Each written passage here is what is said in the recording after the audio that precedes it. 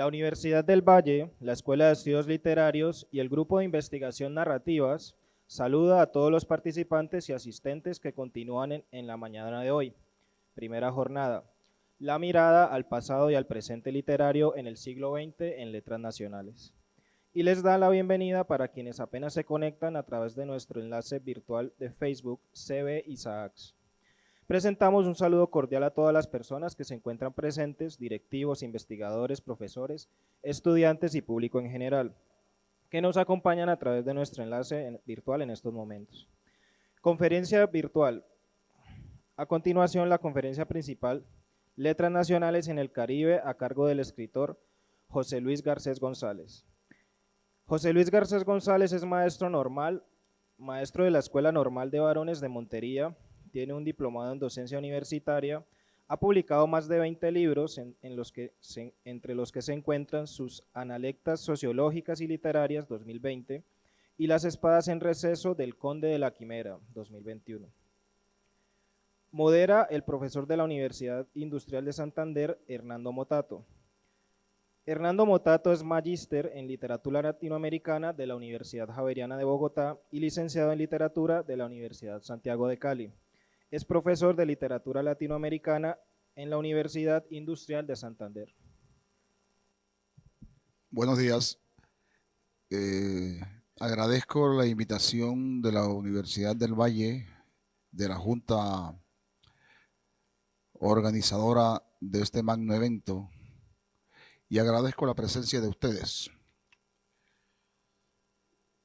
El texto que voy a compartir se llama Letras Nacionales en el Caribe, del cual, hasta donde yo tengo información, no hay excesivos precedentes. Está estructurado el texto en un prologuillo y en el texto propiamente dicho, en segunda instancia. La revista Letras Nacionales, ideada y dirigida por Manuel Zapata Olivella, llegó al Caribe un poco después de que se produjo su salida en Bogotá en el año 1965. En la bandera se informa que de la administración de la revista estaba encargada doña Rosa Bosch, la diligente esposa de Manuel. Letras Nacionales era quizá de las pocas revistas del mundo literario que tenía dos secciones antípodas. En unas páginas se publicaban las cartas que enviaban los que apoyaban la revista y se titulaba Pro, y en otras se publicaban las que mandaban los contradictores de ese proyecto cultural y se titulaban Contra. Y esas misivas se imprimían con las palabras textuales: nada de afeite. Entre los pronunciamientos en contra, por ejemplo, se destaca un texto de Alberto Aguirre, el famoso periodista e intelectual antioqueño, titulado La plaga nacionalista. Pese a la dureza del escrito, porque es fuerte, Manuel no titubeó en publicarlo. Otro hecho curioso: en las páginas iniciales la revista tenía una nota que decía, comillas, Letras Nacionales no se responsabiliza por las opiniones de los autores. Colaboración solicitada y pagada. Lo de las opiniones es normal.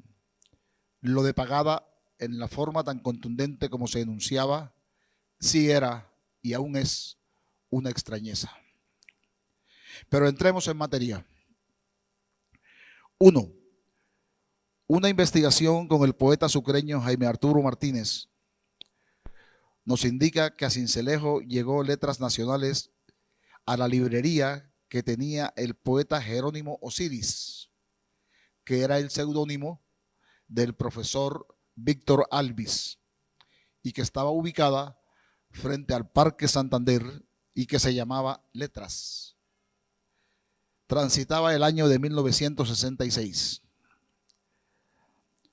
Y a los pocos días, los estudiantes de último año de bachillerato del Colegio Simón Araujo, que como ustedes saben es un colegio oficial prestante en Sincelejo, y los estamentos culturales de Sucre tuvieron acceso a la revista y surgieron los comentarios y las valoraciones.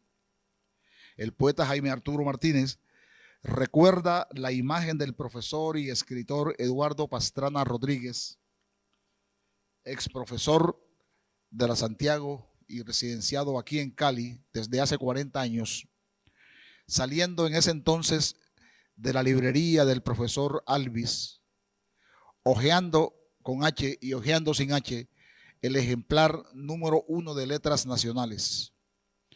Luego, cuando el bardo Martínez Salgado se trasladó a estudiar a Cartagena, adquiría la revista, la siguió comprando en la tradicional librería Mogollón, situada en el centro de la Heroica.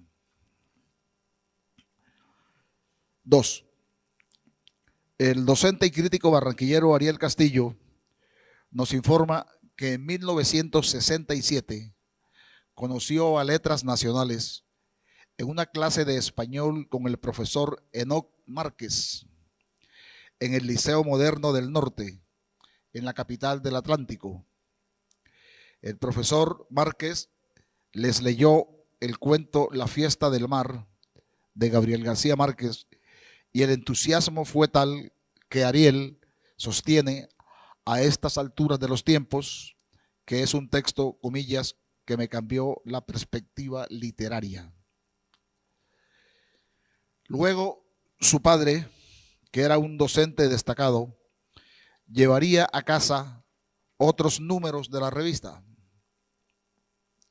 Y allí el joven estudiante leería con dedicación ensayos de Otto Ricardo, de Eduardo Camacho Guisado y un cuento de Óscar Collazos que él recuerda con el título de El verano también moja las espaldas.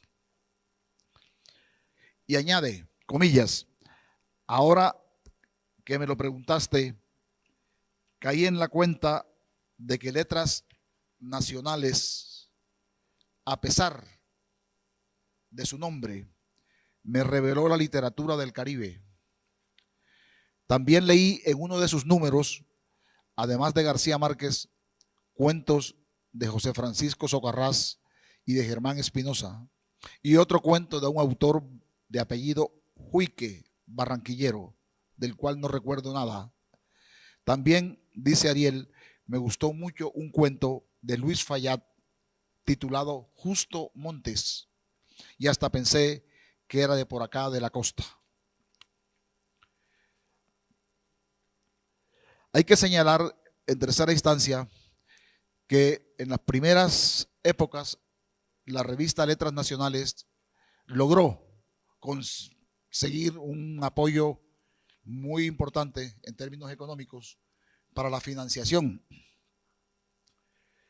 Además de que en su bandera estaban personas prestantes del mundo literario y cultural colombiano.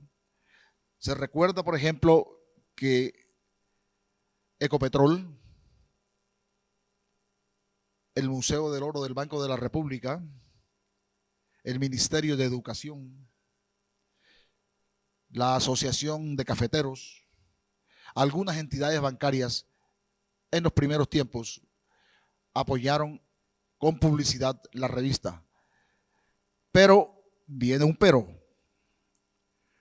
Cuando las posibilidades económicas para publicar la revista en la capital se tornaron difíciles, Manuel tomó la decisión de mirar hacia la periferia, además de intentar una nueva fuente de financiación. Cumplía con el lema de nacionalizar la revista, hacerla nacional. Entonces, cuadró viajes hacia varios departamentos. Uno de los seleccionados, por razones obvias, fueron los de la región Caribe. En ese empeño contó con diversa suerte. El escritor Guillermo Tedio, frente a mi insistente pregunta desde Barranquilla por escrito, respondió, comillas, ahora que se cumplen 100 años del nacimiento de Manuel Zapata Olivella, uno viaja al disco duro de la memoria y recuerda alguno de esos encuentros con el autor de Changó, el Gran Putas. Manuel se había venido de Bogotá unos días para Barranquilla, buscando patrocinio económico para sacar un nuevo número de la revista que él dirigía y que sería dedicado a los escritores del Atlántico, pues él acostumbraba eso en su rol de eterno caminante, mudarse a la capital de un departamento hasta reunir el dinero del número en proyecto mediante aportes de la empresa privada y de entidades oficiales. Y agrega Tedio, en el caso de Barranquilla y el Atlántico, la publicación nunca se dio. Ustedes se darán cuenta que no hay una revista de letras nacionales dedicada al departamento del Atlántico, confirmando en Manuel la idea de que en esa época a Barranquilla, ciudad de comerciantes, le resbalaban las revistas de literatura. No consiguió un solo peso para su proyecto editorial. Recuerdo, dice Guillermo Tedio, que el poeta Jorge Artel era el director de la biblioteca de la Universidad del Atlántico, en la sede de la calle 50 con carrera 43. Así, aprovechando que el autor de Tierra Mojada estaba acá, programamos con Artel unas conferencias de Manuel en el salón de actos de la Facultad de Educación. En una de esas charlas me tocó a mí, dice Tedio, acompañar en la mesa a Zapata Olivella, quien ese día iba a exponer sus ideas sobre la negredumbre, la indiadumbre y la blanquedumbre, 3 elementos del mestizaje y que de alguna manera se alejaban del concepto antillano de la negritud. Yo, continúa Tedio, estaba haciendo una exposición sobre uno de sus libros, En Chimana hace un santo, y en ese momento se presentó el fotógrafo del periódico Diario del Caribe. El hombre se acomodó para disparar su cámara y yo seguí hablando sobre la historia del parapléjico Domingo Vidal, que sale ileso del incendio de su casa y es convertido en santo por la superchería popular.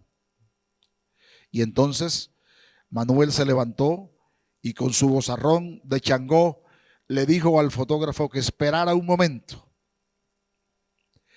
Y dirigiéndose a mí, y para que todos lo oyeran, dijo, mira Guillermo, cuando a uno le van a tomar una foto, uno deja de hablar y posa. Posa, porque de lo contrario sale haciendo morisquetas.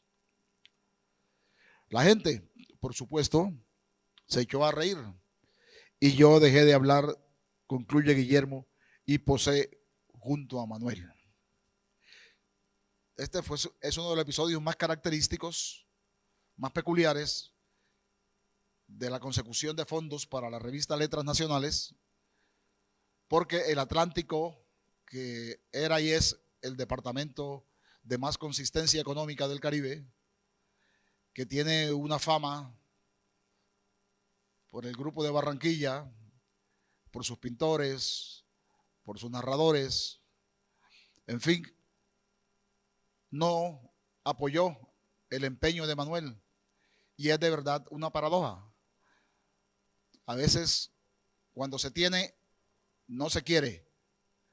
Y ahí está el hecho de la ausencia del Atlántico en los números de Letras Nacionales como un ejemplo claro de esa contradicción entre el hacer y el querer. Cuarto, al finalizar la década del 70 del siglo XX, Manuel estuvo en Sincelejo buscando, como ya intuimos, financiación para un número de letras nacionales que presentara una antología de los escritores de Sucre.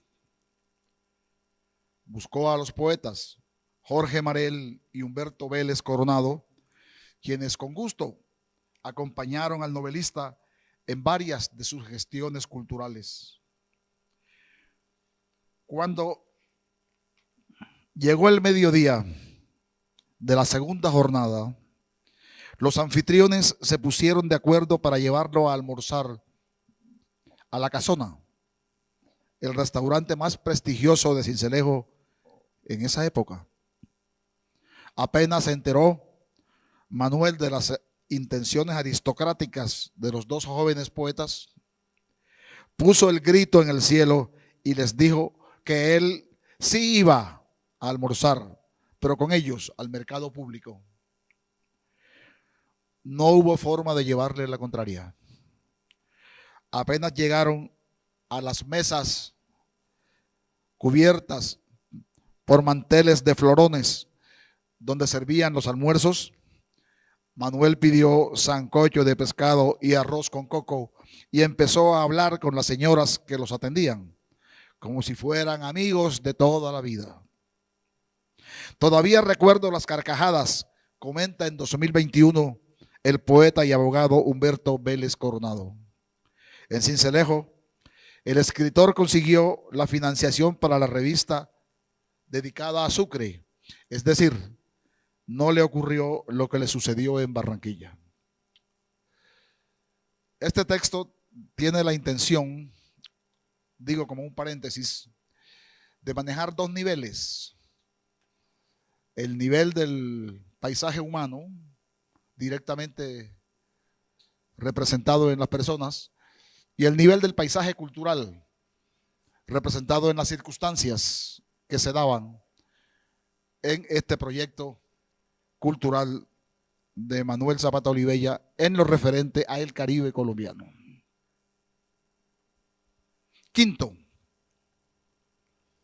el número 40 de Letras Nacionales, año 78, está dedicado a el vallenato en la literatura, tema que no era extraño a Manuel, pues no debe olvidarse que mucho antes de que surgieran López Miquelsen, La Casica, Samper Pisano y Santos Calderón, los que se han llevado las palmas, promocionando el Festival Vallenato, ya Zapata Olivella, en los años 50, había llevado conjuntos vallenatos a la capital de la República, algo que en forma injusta no se le reconoce en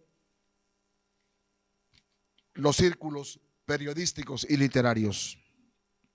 En el número 40, como señalaba, se encuentran investigaciones y ensayos de jerarquía. Citemos el texto de Carlos Arturo Ramírez Rebollo, que lleva por título exactamente El vallenato en la literatura, y ventila las raíces multiculturales y las proyecciones literarias de ese fenómeno musical. Hay también a continuación en la revista un texto muy importante de Guillermo Enríquez, recientemente fallecido, en el cual indaga por las fichas bibliográficas de personajes míticos de la región que tuvieron que ver con todos los asuntos de Valledupar y de la zona bananera.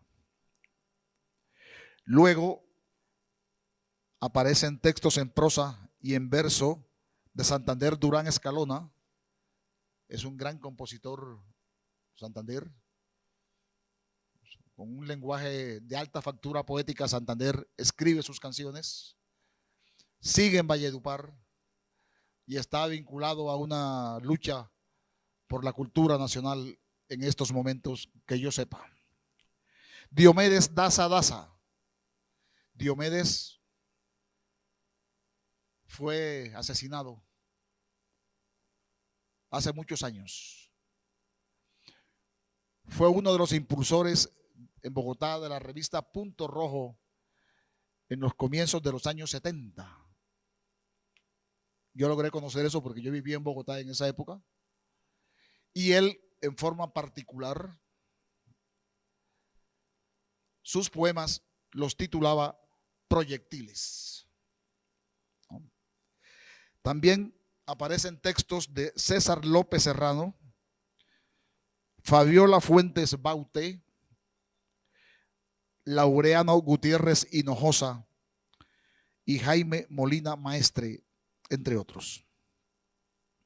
A mí me parece que esta revista 40, además de demostrar las vinculaciones de Manuel con el vallenato, nos demuestra la continuidad de un trabajo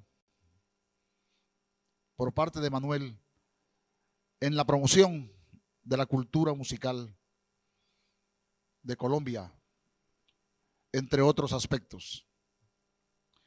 Y hay que señalar o reincidir en señalar que es doloroso, para utilizar una palabra suave, que a Manuel no se le reconozca los méritos en cuanto a la divulgación del vallenato y de las músicas, especialmente del vallenato, ¿no?, en el ámbito nacional. Y que los señores muy respetables, estos que he mencionado, siempre se recojan los aplausos que inicialmente y en aras de la justicia deberían estar asignados a Manuel Zapata Olivella. 6.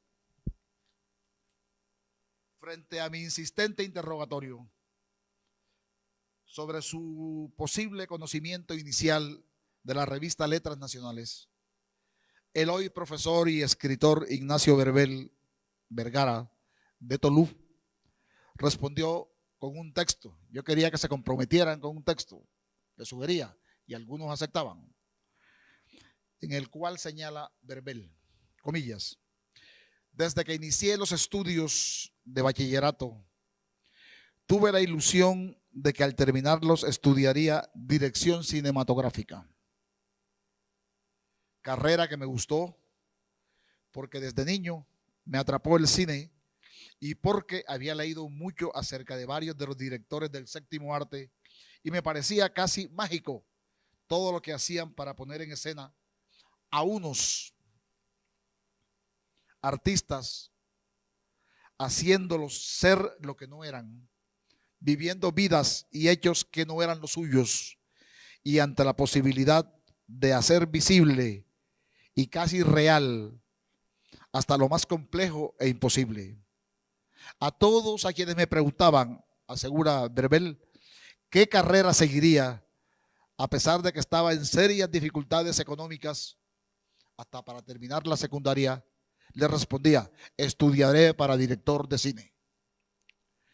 Total, agrega Verbel, en toda la familia se regó mi aspiración y algunos parientes se burlaban de ello y otros daban por hecho de que alguna vez dirigiría las mejores películas del mundo.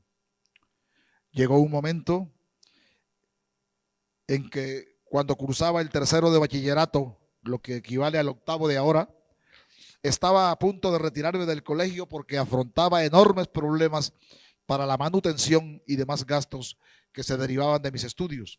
Y justo en ese momento en que decidí avisar a mis padres que hasta ahí podía llegar la barca, una noche se presentó mi hermano Héctor a la casa de mi tía Selmira, donde yo vivía arrimado, y extendiéndome algo que parecía un libro, pero que en la portada se anunciaba como revista, me dijo: mira, Ignacio, como andas con el embeleco de que vas a ser director de cine, es bueno que vayas conociendo cómo es que se empieza a fabricar una película.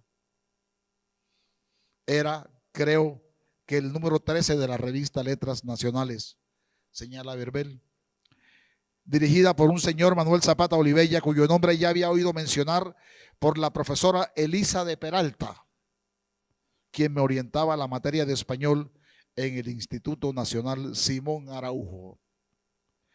En la revista aparecía, en efecto, un guión escrito por Gabriel García Márquez para la que sería la película Tiempo de Morir. Después, no volví a encontrar ejemplares de Letras Nacionales por ninguna parte, aunque sí la oí nombrar en los círculos culturales de la época, hasta cuando en 1983 llegué como profesor a la institución educativa Luis Patrón Rosano y me encontré como compañero de labores al escritor Raúl Molina Salcedo, quien meses después me llevaría, para que yo la viera, Letras Nacionales, un ejemplar en que Manuel Zapata Olivella había aprobado que se le publicara un cuento con un título muy costeño, Raspado a 2 pesos. Y concluye Berbel Vergara afirmando que fueron las primeras noticias y acercamientos que tuve a esa importante publicación que tanto bien le hizo a nuestra literatura colombiana y a sus escritores. Séptimo, algo parecido a lo de Barranquilla, no idéntico, le ocurrió a Clinton Ramírez en Ciénaga Magdalena, cuando en la casa del maestro Rafael Caneva Palomino vio al desgaire un número de Letras Nacionales y al interrogarlo, el veterano escritor Caneva le informó que esa era la revista de un novelista amigo de él llamado Manuel Zapata Olivella. Luego, Clinton indagaría y se encontró con que el escritor loriquero sentía respeto y admiración por la trayectoria social rebelde y escritural de Caneva Palomino y había acogido reiteradas veces sus sugerencias y sus consejos. La ocasión inicial que narra Clinton se dio en 1985. Un año después moriría Caneva, el reconocido escritor, entre otros, del merecido libro de cuentos titulado Monopolio de Ataúdes. Octavo, la relación con el Caribe no la mantuvo la revista solo con las anécdotas de su venta y su lectura. Por ello, también se dio en la divulgación de los autores costeños, otra faceta. Por ello es de destacar que en el número 29 de Letras Nacionales, la mayor parte de la revista está dedicada a la vida y la obra del poeta cartagenero Luis Carlos López. Sobre el bate que elogia los zapatos viejos, escribieron en ese número Héctor Rojas Erazo, James Armstrong, Nicolás del Castillo Mathieu, Federico de Onís, María Mercedes Carranza, Jorge Salamea y Guillermo Alberto Arévalo. Además, se publicaron poemas de Luis Carlos López y una reseña bibliográfica de y acerca del poeta López Escauriaza. Podemos ver aquí que ese número no solamente recoge opiniones de autores colombianos, sino que también asimila opiniones de autores internacionales. 9. Es de señalar que en la sede de Letras Nacionales en Bogotá, calle 20 con carrera séptima, se daban cita en el atardecer capitalino varios jóvenes escritores caribeños de la época, además de los autores internacionales que pasaban por la capital. Luego estos jóvenes serían destacados escritores, como se ha dicho aquí ya en días anteriores: Germán Espinosa, José Luis Díaz Granados, Álvaro Miranda y Roberto Burgos Cantor, entre otros. Burgos Cantor publicó en Letras Nacionales su primer cuento, titulado, comillas, La lechuza dijo el requiem. Está en el número 3 de julio-agosto de 1965. 10. Autores caribeños que escribieron o fueron comentados o reseñados en Letras Nacionales están, entre otros, Fanny Buitrago, que en ese momento estaba vinculada al movimiento nadaísta, y así lo registra la historiografía, Gabriel García Márquez, José Stevenson, Meira del Mar, Germán Espinosa, Alfonso Bonilla Nahar, Félix Turbay Turbay, Eduardo Pachón Padilla, José Francisco Socarrás, Gustavo Ibarra Merlano, Nicolás del Castillo, ya mencionado, Héctor Rojas Erazo, José Luis Díaz Granados, don Ramón de Subiría, el poeta Jorge Artel, Gabriel Porras Troconis, Álvaro Cepeda Zamudio, Roberto Burgos Ojeda, Roberto Burgos Cantor, Guillermo Enríquez. Pienso que aquí hay una buena muestra, una válida muestra de cómo el afán de Manuel, la tarea de Manuel, no solo estaba en hacer una revista como hecho físico y material, sino que también se vinculaban con la posibilidad de promover, divulgar, dar a conocer autores de su región nativa. Número 11. Al comienzo de los años 80 estuvo Manuel en Montería. Buscaba lo que sabemos: financiación para sacar un número de la revista Letras Nacionales dedicado a la literatura cordobesa. Como se dijo ayer aquí por parte de uno de los disertantes, de los conferenciantes, estos fueron los números postrimeros de Letras Nacionales, los 4 últimos. La Lotería de Córdoba, que en esa época existía, y otras empresas fueron receptivas y se editó el número de Córdoba. Como antecedente de esa información, quiero comentarles que el poeta y médico Hernando Santos Rodríguez, que vivió largos años aquí en Cali y ejerció aquí su profesión, oriundo de Montería, cuando ejercía en esa época como representante a la Cámara por el movimiento revolucionario liberal a fines de la década del 70, efectuó varios recitales en la sede de Letras Nacionales. Allí se escucharon sus clásicos poemas. Eran 2 los negritos del barrio y Navidad en Chambacú. Del primero, escuchemos 2 breves estrofas. Eran 2 los negritos del barrio. El uno ni sonrisa tenía, el otro era más triste todavía. Siempre estaban jugando solitos con conchas de mango. Y como ese texto sobre la plaga nacionalista, que eran ya unas inquietudes muy propias del interior con respecto a la cultura del Caribe. Recuerdo un escrito del profesor Zamudio con respecto al vallenato, y decía que eso era una bulla que se repetía toda la noche. Bien. Y luego el caso de encontrarse con Guillermo Tedio en Barranquilla, en donde no apoyan la revista Letras Nacionales, y ahí me llega la otra inquietud para que iniciemos un diálogo también con ustedes, es que no aparecen textos, relatos de José Félix Fuenmayor, que es el gran maestro de la cuentística nacional, y del cual hay la anécdota de que cuando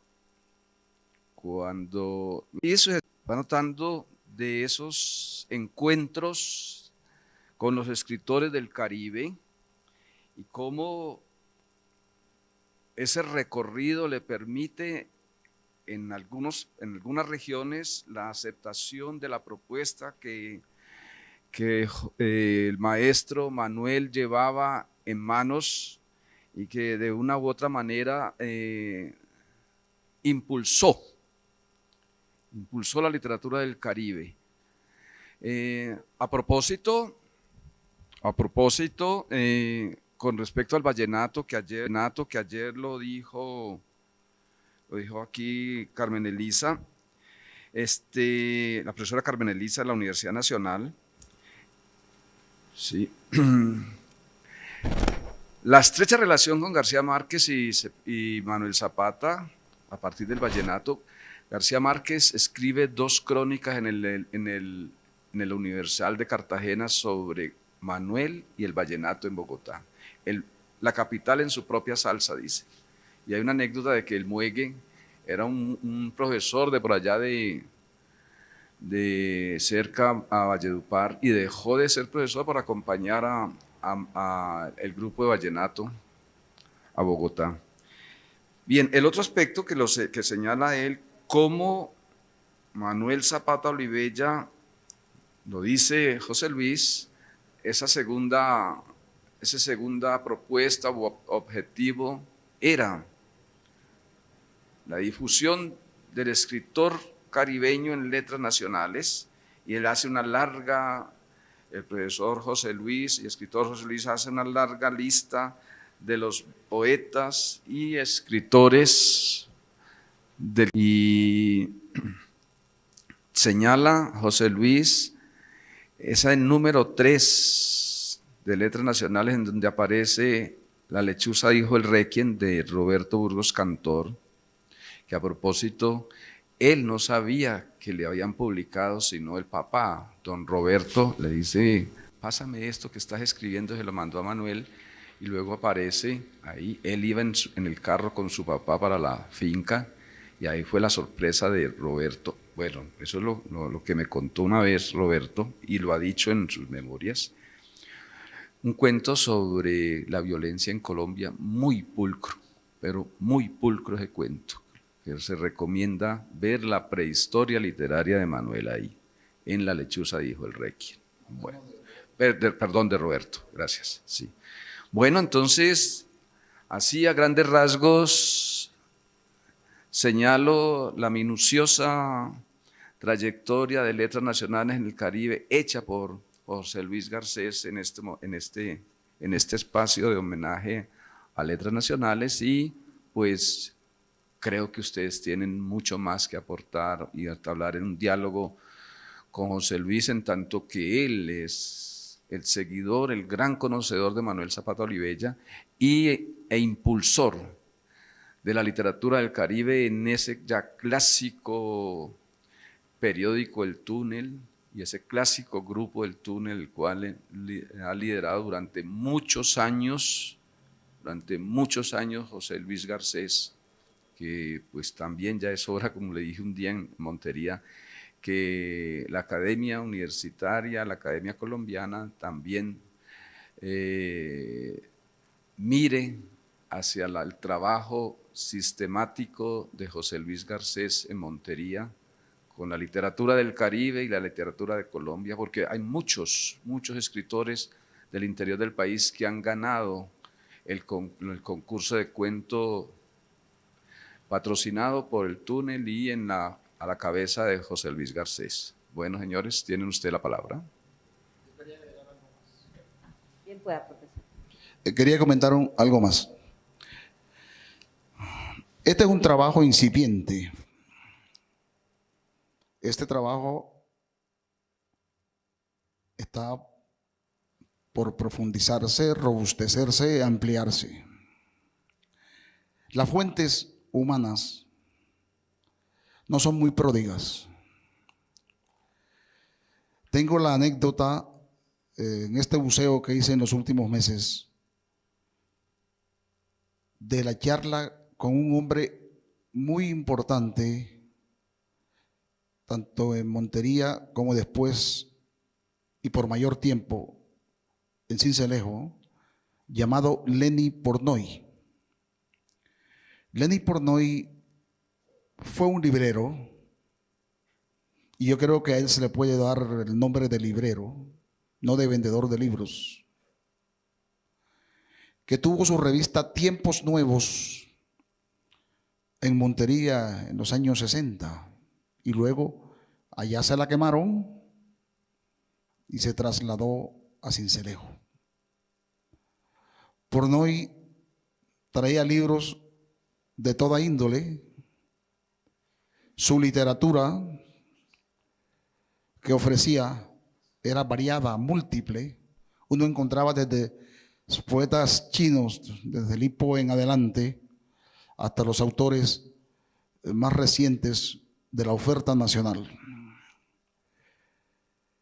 Entonces, Portnoy, lógicamente que tuvo que ver con la revista Letras Nacionales en su época, por lo menos como vendedor de la revista. Traté de contactarlo en Sincelejo, hablé con su hijo, médico, logramos el contacto después de varios intentos fallidos y lo llamé desde Montería a Sincelejo. Se acordaba de mí porque él vendió algunos de mis libros en su librería. Y cuando abordé el tema, lo fui preparando primero, fui haciendo una especie de calentamiento como en el boxing para que la memoria le retornara, pero me llevé la tristeza de que me dijo, no recuerdo nada. Por la librería de Portnoy vale la pena señalar, y es otra de las cosas que no se han valorado suficientemente. Pasó una cantidad de gente y pasaron una cantidad de enormes de escritores, de libros. Jugó un papel cultural más en Sincelejo que en Montería, porque en Montería le quemaron 2 veces la librería en los años 60 y entonces él decidió trastearse. Y como elemento anexo a la quema, a esa actitud incendiaria de algunos entes de poder en Montería, cuando había una huelga, cuando se anunciaba una huelga, de estudiantes, de obreros, de lo que fuese, enseguida ponían preso a Portnoy. ¿Y Portnoy de qué los indicaban? No, por sospecha, vendía libros. Tenía que ser un hombre sospechoso, peligroso. Y siempre lo ponían preso. Y él no tenía, que se sepa, ninguna participación dinámica, activa, ni participaba de ningún grupo de asalto, ni nada por el estilo. Lo ponían preso. Y esto llegó hasta el punto de que cuando él oía que mañana pasado había manifestación de estudiantes, él se iba a entregar al SIC en esa época. Se iba a entregar, como, aprésenme. Antes de que me vayan a sacar de madrugada a la casa, no, aquí estoy, ya, aprésenme. Lo cogían preso. Parece que fuera Macondo, no, es el realismo sinuano con las actitudes políticas. ¿Qué dice, profesor?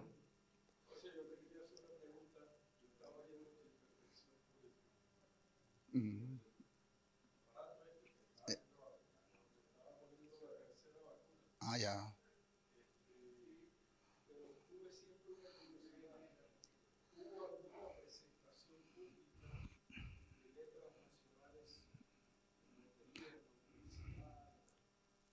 Hasta donde mi información va, no, nunca, no. Bueno, haz de cuenta. Sí, es muy curioso. Perdida gran parte de su memoria, próximo a la muerte. Tiene una experiencia, no solamente en la venta de libros. Manuel iba allá a Sincelejo, donde llegaba a Sincelejo, pero él no recuerda, sino que también Portnoy jugó un papel importante en todo el movimiento social que se daba a la sazón.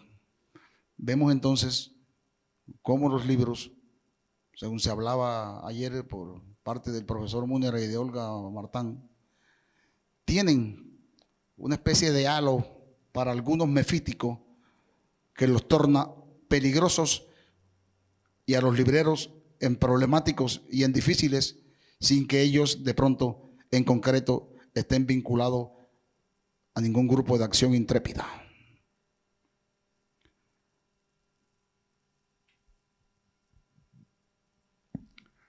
Bueno, estamos pendientes de sus intervenciones.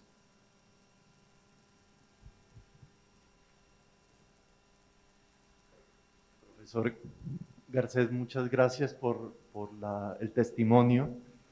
La impresión que me da lo que usted ha venido contando es un retrato de cómo circulaba, de las figuras que estaban produciendo y leyendo literatura en el Caribe en estos momentos, pero más que nada a través del cuento. Querría preguntarle un poco más acerca de su impresión, de sus memorias, acerca de la manera como era leído y comentado el cuento en esa época. Porque por lo que nos cuenta el profesor Múnera y usted, no estaba pasando por la academia. Los circuitos no eran las universidades, estaban pasando tal vez por librerías, pero ¿cómo era la socialización de estos relatos o la manera como se conversaba acerca de la literatura a través de estas revistas, en el caso de Letras Nacionales, pero otras también? Me gustaría escucharlo más acerca de eso. ¿Cómo no? Mire, yo tengo la impresión, sustentada en la experiencia, que más que las revistas en esa época, lo que influyó en el movimiento cultural y o literario fueron los suplementos literarios. Nosotros en Montería tuvimos el privilegio de que don Carlos J. Villar Borda, que en los años 70, 80 fue director de lecturas dominicales del Tiempo, nos publicara una cantidad de cosas, cuentos, crónicas, hasta el punto que algunos amigos del interior se preguntaban que si cuánto queso le mandábamos a Carlos J. Villar Borda, cuánto suero, cuántas galletas de limón, para que él fuese tan generoso con nosotros. A mí me lo hicieron esa pregunta, yo me sonreía y decía, no, no, nada. Se le mandan los textos a máquina todavía, ¿no? Y él escoge el texto que no le gustaba, él respondía porque tenía la nobleza, la generosidad de responder, aunque fuesen 4 líneas. El texto que no le llegaba, te contestaba, leí tu texto, me pareció que no está logrado, me quedé en babia, intenta la próxima vez, ¿no? Entonces allí, en el ámbito que yo estoy, en donde yo vivía, pues Montería, los suplementos manejaban un poco, movían un poco la dinámica, que no era muy extensa, la dinámica cultural. El suplemento del Espectador también jugó un papel, porque a alguna gente del Caribe le publicaron en el Espectador, en el magazine, a José Luis Hereira, a Guillermo Tedio. Por ahí me encontré un texto de Guillermo Tedio del año 73. Me lo encontré dentro de los archivos míos y llamé a Guillermo enseguida. Le dije, mira Guillermo, tengo este texto. Es un texto pedagógico sobre la importancia de la lectura y la escritura, la relación paralela entre los dos elementos, etcétera, etcétera. Pero ya le habían publicado. Ah, también. Sí, también. Hereira Collante también se ganó un premio de Hereira. También. Hubo otros costeños que lograron. Ahí estaba también un costeño manejando en esa época la cosa, ¿no? Que era Gonzalo González. Ustedes se acordarán. No, Goc. Se acordarán, ¿no? Que jugó un papel muy importante allí, ¿no? Entonces yo creo que esos elementos del suplemento literario, ¿no? Y un periódico que había a la sazón en Montería llamado Poder Costeño, eran los que podríamos decir influían, movilizaban el ambiente, dinamizaban el ambiente literario, no digamos del todo cultural, literario en Montería. No podemos asignarle a la revista Letras Nacionales, digamos, el papel de haber impulsado esa dinámica, porque pues, las circunstancias no lo permitían, realmente.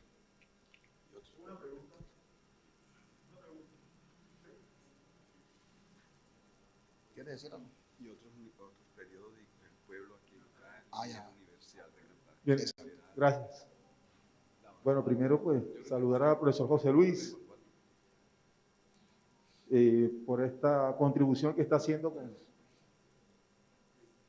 con estas exploraciones de letras nacionales que será de largo aliento. Profe, frente a todo esto, en este momento tenemos algo que se pueda parecer a letras nacionales, pero cuando yo digo parecer, yo sé que usted me entiende que no lo estoy diciendo tan literalmente en parecerse, sino que exista hoy un proyecto que pueda llenar las expectativas, los sueños, las aspiraciones que tuvo Manuel Zapata Olivella en ese momento. Es decir, Colombia hoy... No, que yo sepa no, pues que yo sepa no. Y en Montería sí que menos, porque en Montería hay un periódico llamado El Meridiano de Córdoba que en sus comienzos tuvo un suplemento literario, pero ya lo extinguió. El mismo suplemento literario de El Heraldo, que digamos era el mejor, el más estructurado de la costa caribe, se acabó. ¿Qué dice, profesor? Los viajes de Manuel a Sincelejo, Cartagena. Yo me he dedicado también a estudiar las primeras obras de Zapata, y he recorrido casi todos los pueblos de Sucre, Córdoba, y es muy difícil encontrar un pueblo donde Manuel no haya estado y no haya dejado anécdotas y aportes. Uno va a Puerto Escondido y encuentra que fue amigo de no sé quién y que ayudó a organizar el festival del Bullerengue. En San Antero lo hizo con el Festival del Burro, en tal parte de esto. O sea, no sé cómo le rendía tanto el tiempo para estar en todas partes y hacer amistad en todas partes. Donde uno va, hay una anécdota de personas del común, porque ¿quién no? El campesino, el pescador, de Manuel. Entonces, el tipo, todo lo que escribió o sus primeras obras, más que plasmar una realidad que le enfocan como el realismo social, plasmó lo que él vivió, lo que él sintió. Sí, yo pienso que ambas cosas no se contradicen, no, está bien, no se contradicen. Y Manuel, lo que hablaba el profesor ayer de que se acostaba temprano, eso era cierto. A mí me tocó acompañarlo a comer mondongo al Mercadito del Sur, en Montería, y enseguida a las 8:30 de una vez, no, que vamos a tomar cerveza, no, él se iba, dejaba a la gente en su fiesta, pero él se iba. Y se levantaba, ¿verdad?, a las 4 de la mañana. Él en Montería se quedaba en la casa del profesor Alberto Hernández, ¿no? Y allí tenía su pieza y también tenía su horario de, no, yo me acuesto a la hora, pero ya a las 4, 3 estaba ya despierto haciendo su presencia. No, y yo creo que sí, Manuel fue un hombre que caminaba ayer, anteayer con Pacífico, nos alarmábamos, ¿no? Y ahí compartimos alarma Pacífico, ¿cierto? ¿Cómo le rendía el tiempo? ¿Cómo hacía tanta cosa? ¿Cuál era la magia del tipo? ¿No? Incansable. ¿No? Yo a mediodía tengo que tirarme media hora si quiero en la cama y ya estoy listo, recuperarme. Manuel no hacía eso. Sí, es una de las cosas que yo creo que de pronto la fisiología o la medicina deportiva debería como ventilar cómo un hombre es capaz de mantener ese ritmo de trabajo, no solamente físico, sino de intelectual, ¿no? Y ser productivo y valioso en todo. Eso es cierto. No estamos solo frente a un gigante de las letras, sino un gigante de la resistencia física e intelectual. Diga, profesor.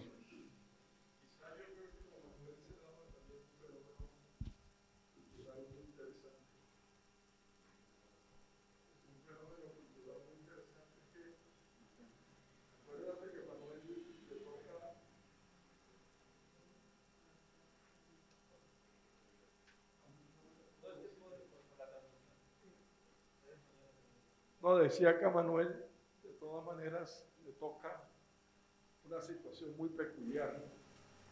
Manuel es un gran intelectual que está en Bogotá en los años 40, es negro, es comunista y es pobre.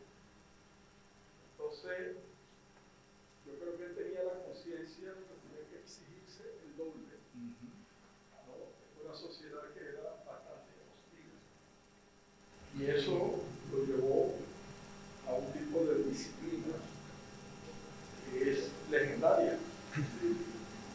Manuel en eso derrotaba el estereotipo del porteño, porque era un hombre metódico, tremendamente metódico. Llegaba a Cartagena y él tenía las cosas claramente establecidas, su jornada de trabajo, y no permitía que nadie violentara eso.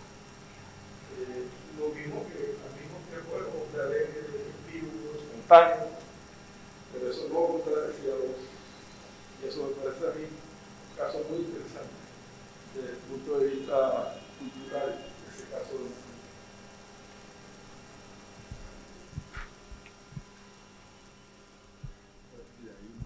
Manuel. No, me provoca hacer una breve glosa a propósito de esa resistencia, de lo metódico. Yo tuve la oportunidad de conocerlo a los 23 años en Santa Marta.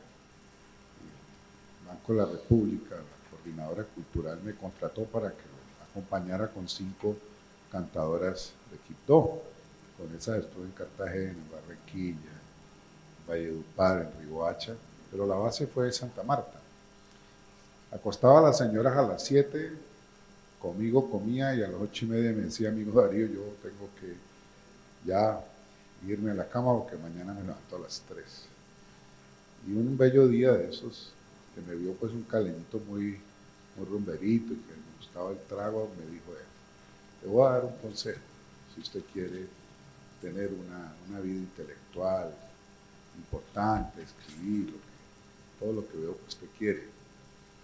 Me dijo, haga como los campesinos, acuéstese con las gallinas y levántese con el alba. Es la única manera para que el trabajo rinda. Un consejo que en muchas épocas de mi vida no seguí tanto, porque era muy trasnochador y tal. Pero creo que en las últimas años de mi vida es maravilloso levantarse con el alba y acostarse temprano, porque rinde mucho el trabajo intelectual. Pero ese era el consejo y me decía, eso es lo que yo hago para que me rindan. Y en ese momento estaba escribiendo, ya estaba en la fase final, estamos hablando del 78, de la novela Chango de Gran Putas.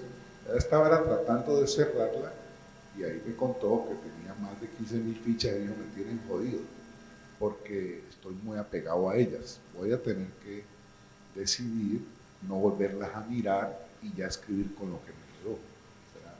Esa fue la idea que me pasó del proceso en el que estaba ya finalizando pues, esa novela. Y me contó la importancia que tuvo para él el viaje a Senegal, haber dormido pues, en la isla de Gorée y todo eso que después cuenta también en la Revolución de los Genes, que hay un pequeño artículo precioso de Manuel durmiendo en una de esas calabozos. Y ahí es cuando él resuelve, dijéramos, la epifanía de que él resuelve la relación con los dioses, con los ancestros y todo esto, y de allá ya regresa con la solución, dijéramos, de cómo iba a contar la novela, la perspectiva y la manera como la quería narrar. Entonces, creo que eso después sirve ahora que estamos hablando de Manuel y de su revista y de su manera de trabajar. Las fichas creo que no están todas, pero buena parte están en Vanderbilt. El profesor William Luis nos ha ofrecido pues una temporada de trabajo, porque yo sí estoy muy interesado en verlas, porque estoy trabajando en 2 tesis de doctorado en esto, en hacer una edición crítica de Chango del Gran Putas, que es un trabajo pues, enorme, grande, de equipo. William Luis quiere ayudar, se va a sumar al equipo y bueno, ese es un tipo de trabajo que ya requiere uno meterse en detalle y ver pues, esa investigación que él hizo y que cuyas fichas están allá en Vanderbilt. Eso quería pues contarles aprovechando pues, la relación que pude tener feliz con él muy joven y cerrar diciéndole, nunca me puse una cita con Manuel. En el Brasil hay una expresión que se llama siempre encontrable. Yo creo que él fue para mí un siempre encontrable. Me lo encontré por acaso cuando fue a recibir el premio Matarazzo Suplicy en Sao Paulo, entonces fue el mismo premio que le dieron por Chango de Gran Putas, se lo dieron los brasileños, en 1985. Yo salía de la Biblioteca Nacional y él venía a las 6 de la tarde en Río de Janeiro. No me había puesto con él una cita y en Bogotá me pasaba, y en encuentros me pasaba. Era mi siempre encontrable y siempre tuvimos una relación pues muy fluida y siempre preguntaba en qué iba uno y cómo estaba. Y por eso pues creo que le dimos el doctorado honoris causa en el 2013 en la Universidad del Valle, lo tuvimos aquí, estuvo muy contento, hablamos y las conversaciones finales en el hotel en Bogotá fueron extraordinarias. Era ya como cerrando, haciendo el balance de su vida, recibía a todo el mundo y hablamos de muchísimas cosas. Y quiero decir una anécdota. Yo estaba muy interesado en preguntarle por García Márquez.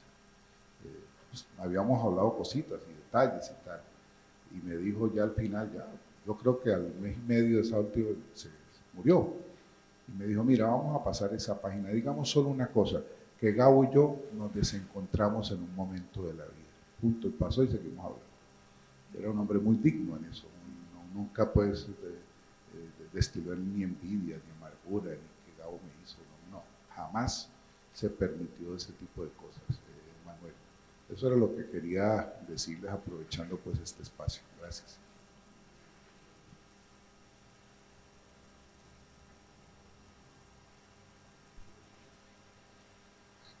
Bueno, muchas gracias, Luis, por ese recorrido de historia oral, de microhistoria. De hecho, muchas preguntas que planteabas ayer, por ejemplo, Carmen Elisa, de la circulación de la revista, del impacto también en otros espacios culturales.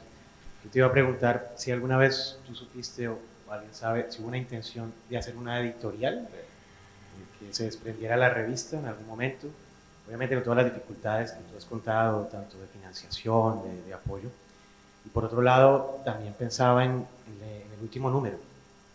En el último número de la revista, había una conciencia que era el último o que otro número por ahí, las bambalinas en el archivo, o qué ocurrió en ese último número. Realmente yo no tengo esa información.